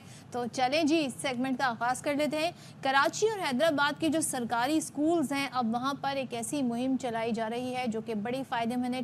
टाइफॉइड की वैक्सीनेशन के हवाले से मुहिम है और महकमा सिंध की ये टाइफॉइड से बचाव की वैक्सीनेशन मुहिम कराची के साथ और हैदराबाद के एक ज़िले में 25 मई तक जारी रहेगी, जिसमें क्या होगा, 9 माह से लेके 15 साल तक की उम्र के बच्चों को इस बीमारी से बचाव के इंजेक्शन लगाए जाएंगे। और मुहिम में 89 लाख बच्चों को वैक्सीनेशन देने का हदफ मुकर्रर किया गया है, जबकि तिब्बी माहिरीन कहते हैं कि आलूदा पानी और खाना टाइफॉइड के फैलाव का सबब बनता है। अच्छा, अब उसमें एक ये चीज़ सामने आई है जो कि काबिल ज़िक्र है। वज़ारत सेहत सिंध का ये कहना है कि जो टाइफाइड से बचाव के लिए पुरानी वैक्सीन थी और जो एंटीबायोटिक थी वो काम नहीं कर रही थी, इसीलिए अब बच्चों को ये टाइफाइड की नई वैक्सीन लगाई जा रही है। तो ये 10/10 दरख्वास्त भी है, सुन लीजिए इसको कि जो लोग ये सोच रहे हैं कि जी पुरानी हो चुकी है और ये वो नहीं काम कर रही, तो now it's a new vaccine. वालिदैन अपने बच्चों को टाइफाइड से बचाव के टीके लगवाएं और वैक्सीनेशन ना कराने की सूरत में सज़ा भी हो सकती है, क्योंकि जो चीज़ हमें मुफ्त मिल रही होती है उसकी हमें कदर नहीं होती है। वही चीज़ महंगी हम जाके प्राइवेट जगहों से तो लगवा रहे होते हैं, लेकिन अगर हुकूमत दे दे तो हमें ट्रस्ट नहीं होता कि अच्छा हुकूमत हमें मुफ्त में क्यों दे रही है, हमारे साथ ऐसे अच्छा कैसे हो रहा है, इतना अच्छा कैसे हो रहा है। तो इसी पे हम बात कर लेते हैं। हमारे साथ मौजूद है project director EPI Sindh doctor Mohammad Naif Rajput साहब। अस्सलाम वालेकुम नईफ साहब, thank you so much for your time. ये एक चीज़ की जो पुरानी, मैं यहीं से आगाज़ करना चाहूँगा, पुरानी वैक्सीन काम नहीं कर रही इसलिए अब नई वैक्सीन, तो ये कुछ क्या तशवीशनाक बात है? एक्चुअली ये कैंपेन उनको दोबारा एक्चुअली नहीं, 2019 में एक कैंपेन हुई थी टाइफाइड। ये हम बात कर रहे हैं कि एक्सटेंसिवली ड्रग रेसिस्टेंट टाइफाइड जिस पे जो मेडिसिन अवेलेबल हैं हमारे पास, एंटीबायोटिक 3rd जनरेशन, आप देखें उनका जो रैंप है, जब हम देखते हैं कि पोस्ट कोविड के दौरान आप देखें कि एजोमैक्स बहुत इस्तेमाल हुई, तो ओवर द काउंटर। वैसे हमारे यहाँ देखें कोई ऐसी ख़ास कंट्रोलिंग नहीं है, लोग एंटीबायोटिक्स जाके लाइक पैरासीटामोल, डिस्प्रिन की तरह परचेज़ कर लेते हैं और कोई फैमिली फिजिशियन या कंसल्टेंट को भी वो रुजू नहीं करते। तो जिसकी वजह से जब आप इतना एंटीबायोटिक का यूज़ करेंगे तो अल्टीमेटली जो टाइफाइड का जो ऑर्गेनिज्म है, साल्मोनेला टाइफी और पैराटाइफी, वो रेजिस्टेंस हो जाएगा। तो अब फिर इसीलिए गवर्नमेंट ने सोचा और इंटरनेशनल पार्टनर को हमारी मैडम मिनिस्टर हेल्थ डॉक्टर अजरा फजल पेचू साहब, हमारे सेक्रेटरी हेल्थ रेहान बलोच साहब, उन्होंने रिक्वेस्ट की गावी को, WHO को कि ये कैंपेन की जाए। और ख़ास करके हमने देखा कि ओवर द लास्ट ईयर तकरीबन हैदराबाद और कराची में को मोर देन 5000 टाइफाइड के केसेस रिपोर्ट हुए थे। तो ये एक सोचा गया इस कैंपेन की, कोई लास्ट 6 मंथ से तैयारी हो रही थी। तो फिर इसके लिए तकरीबन हमने कोई 7,500 सोशल मोबिलाइज़र रिक्रूट किए हैं और 7,000 हमारी टीम्स हैं, 3 मेंबर्स टीम है जो हमारी फिक्स साइट्स हैं वैक्सीनेशन सेंटर की। इसके अलावा आउटरीचेस में जो लोगों के घरों के करीब हैं, कम्युनिटी सेंटर्स के करीब हैं। इसके अलावा हमारी आउटरीच टीम्स में मोबाइल टीम्स हैं कि जो डिफरेंट जगहों पे आप देखें कि मॉल्स हैं, शॉपिंग सेंटर्स हैं, पार्क्स हैं और डिफरेंट एरियाज़ हैं जहाँ पे ये बच्चे ख़ासकर 15 साल तक के जो पॉपुलेशन है हमारी, जिनमें जो लोग नोमैड पॉपुलेशन भी है, जो वर्किंग बच्चे भी हैं, कोई मोटर गैराजेस में काम करते हैं, डिफरेंट फैक्ट्रीज़ में काम करते हैं, या जुवेनाइल प्रिजनर्स हैं बच्चे, वो उनको भी हमारी टीमें एक्सेस कर रही हैं। दैन हमारी स्कूल टीम्स हैं, तकरीबन हमारा कोई 21% के करीब टारगेट पॉपुलेशन जो है वो स्कूल्स में है और स्कूल्स में हमारी टीम्स काम कर रही हैं। आप देखें कि इस वक्त 9th-10th के एग्ज़ाम भी चल रहे हैं। इवन देन हमारे तकरीबन कोई 200,000 बच्चे जो है 9th वाले, उनको हमने फोकस किया। हमारी टीम जो है लास्ट डे ऑफ एग्ज़ाम उनको वहाँ पे जाके एग्जामिनेशन सेंटर में जाके ये टाइफाइड वैक्सीन करेंगे। और ताकि देखें कोशिश ये हो रही है गवर्नमेंट की कि जितनी ज़्यादा से ज़्यादा इन बच्चों की हम कवरेज कर सकें, इनको ये टाइफाइड वैक्सीन लगा सके। आप जब देखते हैं कि जब टाइफाइड किसी बच्चे को हो जाता है तो कितना उस पर पैसा खर्च होता है। बिल्कुल ऐसे ही है। इसके अलावा आप देखें कि फिर वही एंटीबायोटिक का यूज़ है, फिर वो बच्चे को जिसको हम कहते हैं जी उसको लोग ऐसे डायग्नोस करते हैं कि जी इसको बुखार हो रहा है, एक दिन हो रहा है, दूसरे दिन नहीं हो रहा है, तो उसमें भी टाइम लग जाता है। मैं ये जानना चाह रही हूँ, जैसे हम पोलियो केसेस में देखते हैं लोग कोऑपरेट नहीं करते, वालिदैन जो है शक का इजहार करते हैं, स्कूल में स्टूडेंट्स जो हैं वो भी सोचेंगे पहले हमें पेरेंट्स से इजाज़त ले लें, तो ये हर्डल्स हो रहे हैं जी हैं, लेकिन अप टू सम एक्सटेंट इस दफ़ा हमारी कैंपेन बहुत अच्छी जा रही है। और उसमें चूँकि हमारे एजुकेशन डिपार्टमेंट ऑन बोर्ड है, ख़ास करके हमने कैंपेन से पहले जो प्राइवेट स्कूल एसोसिएशन थे उनके नुमाइंदों से मीटिंग की थी, फिर इसमें डिप्टी कमिश्नर साहब सब ऑन बोर्ड हैं, तो उनका सपोर्ट है। तो इसकी वजह से स्कूल्स में बच्चे बहुत अच्छी तादाद में वैक्सीनेट हो रहे हैं। कुछ रिफ्यूज़ल हैं लेकिन उनको भी कवर किया जा रहा है, रिफ्यूज़ल को ऐसे छोड़ा नहीं जाएगा,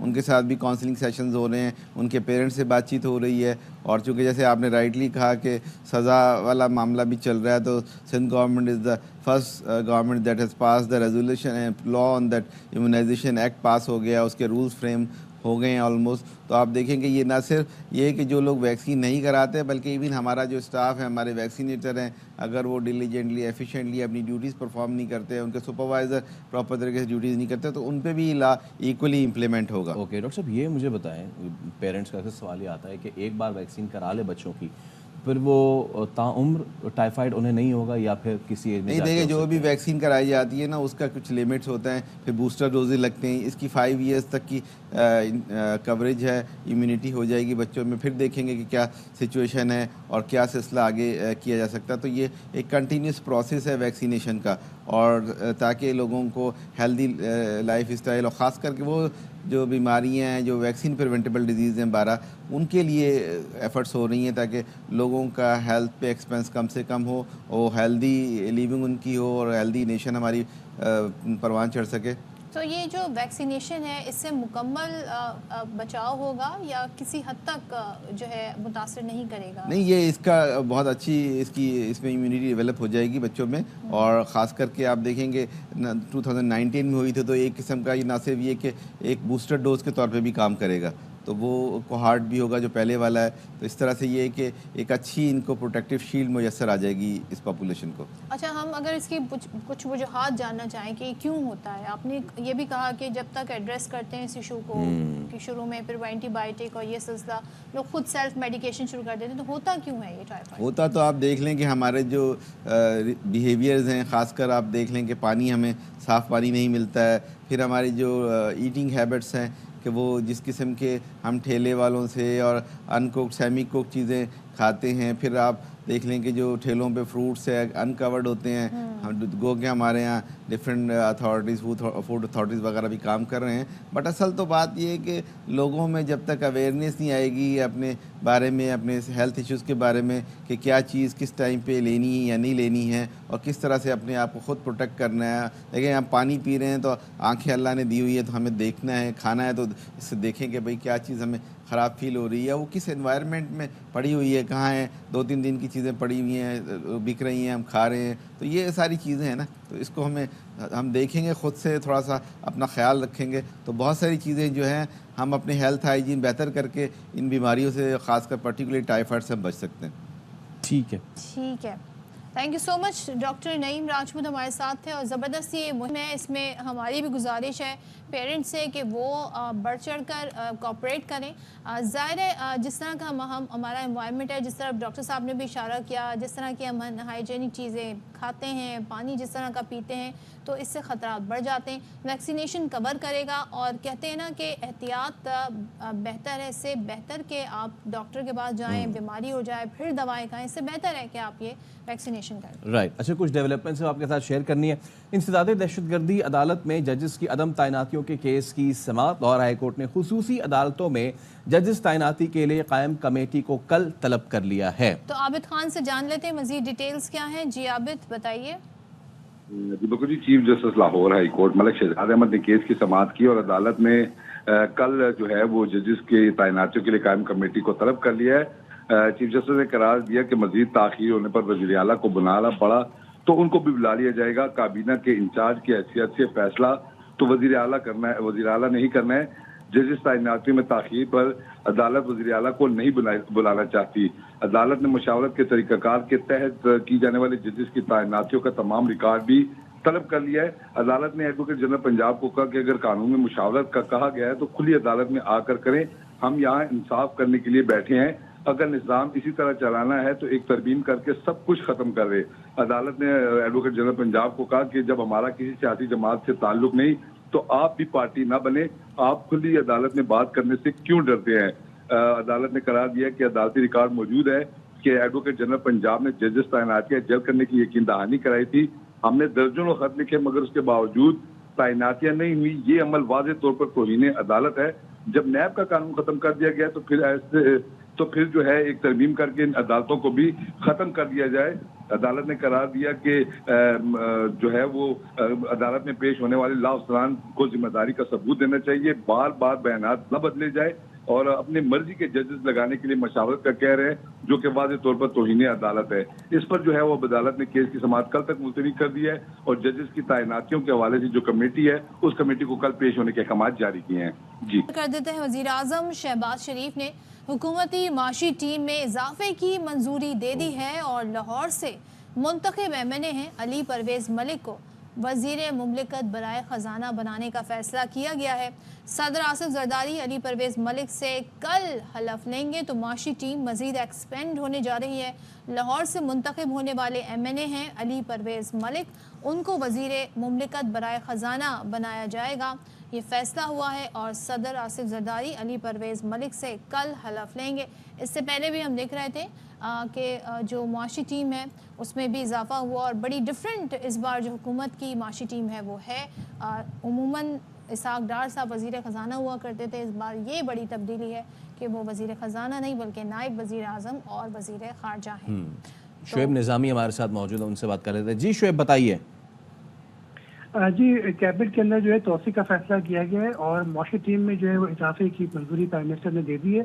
जो लाहौर से मुंतखब MNA अली परवेज़ मलिक, उनको वज़ीर मुमलिकत बराए ख़जाना बनाए जाने का जो फैसला किया गया है। अली परवेज़ मलिक इससे पहले जो कौमी असम्बली की कायमा कमेटी बराए ख़जाना उसके भी बड़े जो है वो मुतहरिक रुकन रहे हैं और ये सियासी घराना से भी वाबस्ता है। जो मुस्लिम लीग की माशी टीम है उसमें भी मामलात जो है वो करते रहे हैं और इस बात का इम्कान है कि आज किसी वक्त जो है या फिर कल सदर मुमलिकत उनसे इस ओहदे का हलफ लेंगे। उसके बाद जो है बजट से पहले ये अपना ओहदा संभालेंगे, माशी मामलात में हुकूमत की मामलत करेंगे।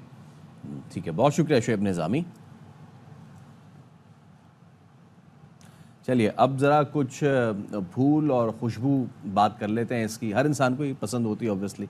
रंग बिरंगे महकते फूल जो है वो हर कोई अपने आसपास देखना चाहता है। बड़े लोग जो है खासतौर पे कराची में, कराची जैसे शहर में जहाँ पे सब्जा भी नहीं है, वो थोड़ा बहुत अपने घर में कर लें तो कर लें। अच्छा, लेकिन अब छांगा मांगा जंगल से गुजरने वाली सड़क है वो बड़ी खूबसूरत है, मुख्तलिफ अकसाम के फूलों से वो सजी होती है और बड़ी जो है वो मअत्तर होती है। तो इस पे रिपोर्ट कर रहे हैं साबिर चौधरी। जरा हम आपको ये मंजर भी दिखाते हैं, उनकी रिपोर्ट भी दिखाते हैं। खतरनाक किस्म की खबरें सुनी हुई थी झांगा मांगा की सियासत, लेकिन झांगा मांगा बड़ा खूबसूरत है। अगर कितना खूबसूरत है, फूल हैं इसमें, खामखा उसमें जंगल है, लेकिन पता नहीं वो जंगल को सियासत से क्यों हम तशबीह देते हैं। कभी किसी ने शायद देख लिया होगा कि हमारी पार्लियामान में लोग किस तरीके से लड़ रहे होते हैं, तभी उसको जंगल से पे वहाँ पे ले जाया जाता था ना लोगों को, जब उन्हें जरा सा उनका जहन तब्दील करने के लिए, जब उन्होंने करवानी होती थी अदम एतमाद इस तरह की। चले जी, इसी के साथ अब हम आपसे इजाजत चाहते हैं, फिर आपसे कल मुलाकात होगी। अपना ख्याल रखिएगा, गर्मियों का मौसम है तो जरा बाहर निकलते पानी पीते रहिएगा। अल्लाह हाफिज।